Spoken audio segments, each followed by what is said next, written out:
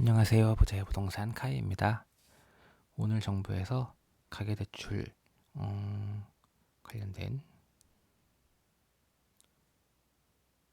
가계부채 관리 강화 방안을 발표했습니다. 네, 관련된 기사 알아보겠습니다.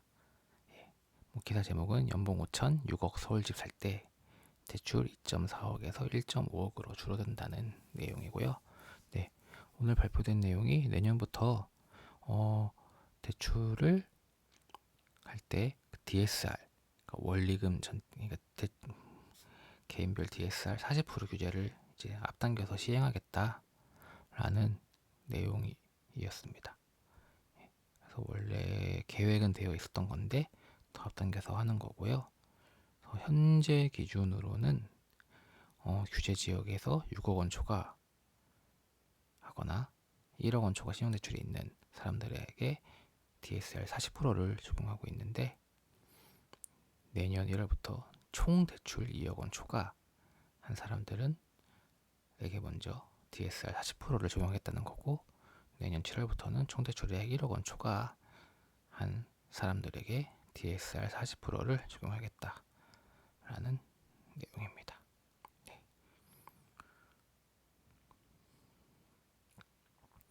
기사 내용 먼저 한번 읽어보겠습니다.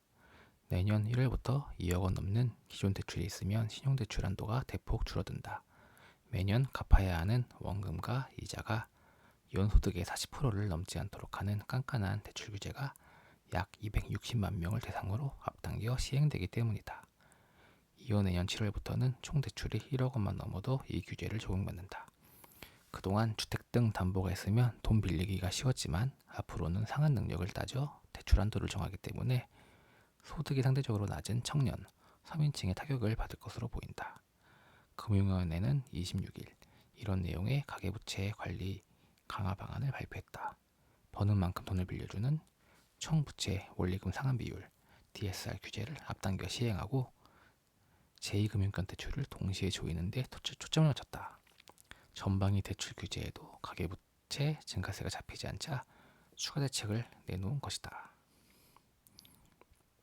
그리고 DSR에 대한 설명이 나와 있는데, DSR은 주택담보대출, 신용대출 등 모든 대출의 연간 원리금 상환액을 연소득으로 나눈 비율, 상환 능력에 맞게 대출 한도를 정하는 지표다.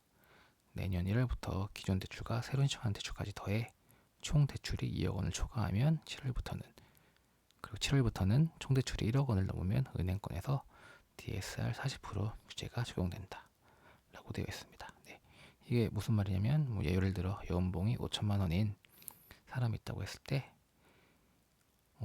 대출 한도가 이제 연간 총 원금과 이자를 갚은 금액을 연봉 5천에 40% 2천만 원 이하까지만 대출을 해주겠다라는 내용입니다. 네. 그리고 기사 좀 더 읽어보면, 그래서 내년 1월부터 전세 대출자의 13.2%, 7월부터 29.8%가 규제 사정권에 들어가서 일부 대출자는 주택담보 대출 한도가 절반으로 줄어들 수 있다고 합니다. 그리고 이렇게 규제가 일어나면은 이금융권으로 대출이 몰리는 현상이 최근에도 벌어졌죠. 그러다 보니까 저축은행 카드사 등의 제2금융권에 적용되는 DSR 규제도 현행 60%에서 50%로 강화를 한다고 합니다. 그래서 이금융권으로 대출 수요가 몰리는 풍선 효과를 막기 위해 이금융권 대출도 조인다라고 보시면 되겠습니다.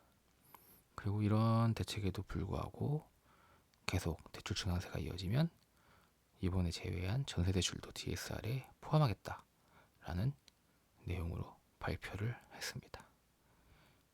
그래서 예시가 나와 있는데, 연봉 5천만 원 직장인이 6억짜리 서울집을 샀대. 현재는 대출이 2억 4천만 원까지 나오지만 앞으로 1억 5천만 원까지밖에 나오지 않는다. 이렇게 나와 있습니다. 그리고 마이너스 통장 같은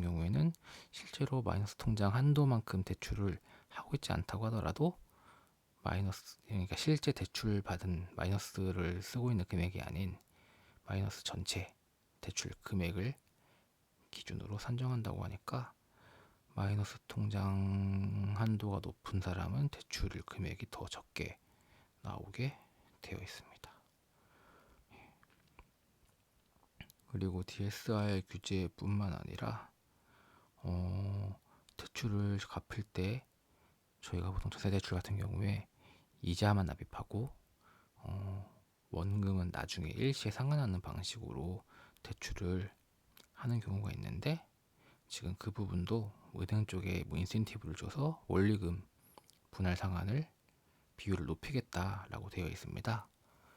그래서 저희가 전세를 들어가서 대출 받아서 전세를 들어가는 이유가 월세로 나가는 금액보다 대출 이자가 더 저렴하기 때문에 대출을 받아가지고 들어가는 건데, 지금 저렇게 원리금 분할 상환 방식으로 대출을 갖게 되면 차라리 월세를 내는 게 더 싸지는 저렴한 상황이 벌어지게 될 테고, 네. 그렇기 때문에 앞으로 이제 뭐 아직 주택이 없는 우리 시청자분들께서는 전세를 들어가시거나 아니면 내 집을 마련하실 때 계속되는 대출 규제 때문에 자금 계획을 잘 세우셔서 꼭 내 집 마련을 하실 수 있는 그런 현명한 자금 계획을 세우셔야 할 것으로 보입니다. 예.